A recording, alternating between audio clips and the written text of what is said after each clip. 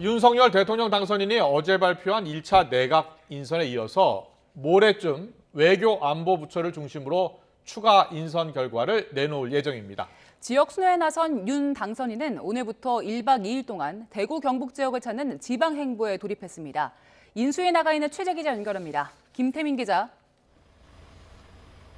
네, 서울 삼청동 인수위원회입니다. 네, 5월 10일 윤석열 정부 출범 이제 한 달 남았는데요. 당선인의 내각 인선 이번 주에 마무리가 될 전망이라고요? 네, 그렇습니다. 윤석열 대통령 당선인은 어제 8개 부처 장관 인선 결과를 발표했습니다.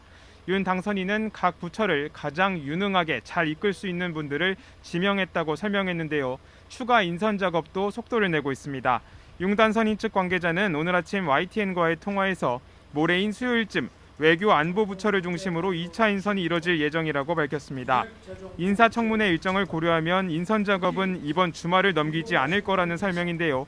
이와 함께 핵심 요직으로 꼽히는 대통령실 비서실장, 국정원장, 그리고 추경호 경제부총리 후보자와 호흡을 맞출 금융위원장, 또 경제수석 인선도 관심을 모으고 있습니다.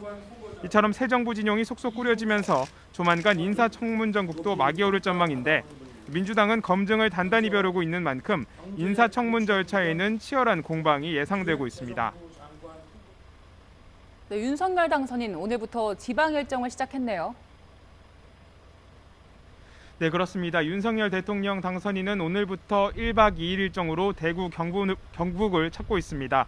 대선 운동 당시 당선 이후 다시 찾아오겠다는 약속을 지키기 위해 오늘부터 지방 행보에 돌입한 건데요. 첫 방문지로는 경북 안동을 선택했습니다.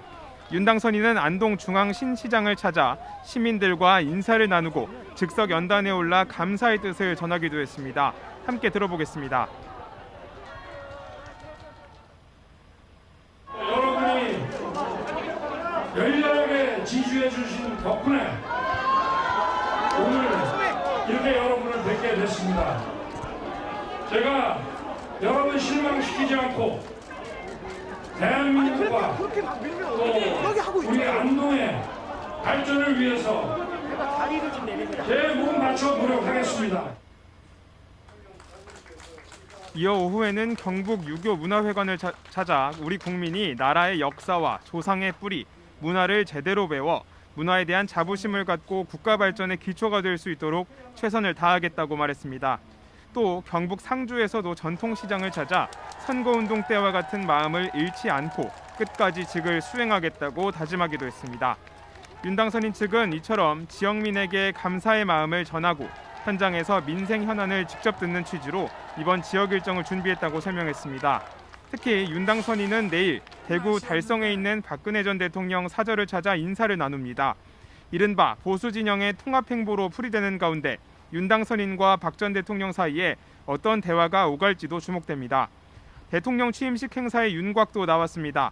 박주선 취임준비위원장은 오늘 오전 브리핑에서 취임 행사의 슬로건은 다시 대한민국, 새로운 국민의 나라로 정했고 엠블럼은 약속의 상징인 동심결이라고 밝혔습니다.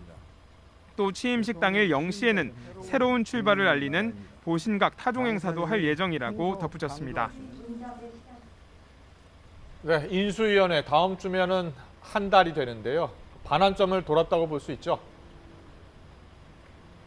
네, 그렇습니다. 대통령직 인수위원회는 지난달 18일 출범해서 다음 주면 한 달째를 맞아 반환점을 돕니다. 안철수 인수위원장은 오늘 오전 제5차 전체 회의를 주재한 자리에서 현재의 국정 상황을 냉철히 판단해 국민에게 전달해야 한다고 강조했습니다. 들어보겠습니다.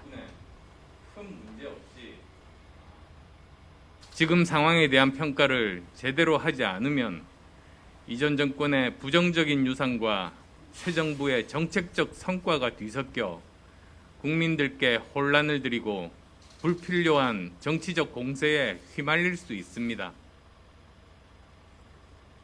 그러면서 문재인 정부 아래에서 국민소득 증가율은 4분의 1 토막 나고 나랏빚은 해마다 2배 이상 늘어난 성적표를 이 새 정부가 물려받게 된다고 진단했는데요.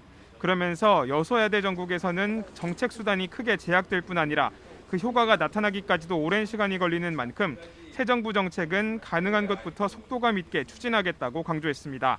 이에 따라 다음 주 확정될 국정과제 2차 초안에는 현실적이고 실현 가능한 목표치를 중심으로 분과별 여러 과제들을 조정하는 작업이 계속 이뤄질 것으로 보입니다. 네, 그리고 부동산 규제 완화를 두고 청와대와 현 정부 사이에 갈등 조짐도 보인다고요? 네, 그렇습니다. 앞서 인수위 측은 다주택자에 부과하는 양도소득세 중과를 1년간 한시적으로 유예해달라는 요청을 현 정부에 보냈습니다. 하지만 정부는 이에 대해 오늘 거부 의사를 표시했는데요. 문재인 대통령은 오늘 청와대 수석 보좌관 회의를 주재하면서 부동산 시장에 영향을 줄 수 있는 전반적 규제 완화는 매우 신중해야 한다고 강조했습니다.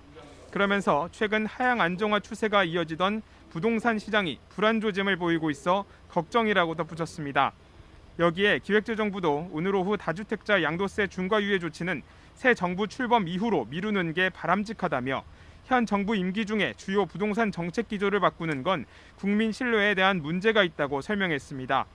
이에 대해 인수위 측은 지난달 31일에 관련 요청과 함께 밝힌 입장대로 새 정부 출범 즉시 시행령 개정에 착수해 5월 11일부터 소급 적용할 계획이라고 강조했습니다. 이처럼 부동산 규제 완화 문제를 두고 현 정부와 새 정부 사이의 입장이 또 한 번 엇갈리면서 다시 미묘한 신경전을 예고하고 있습니다. 지금까지 서울 삼청동 인수위원회에서 YTN 김태민입니다.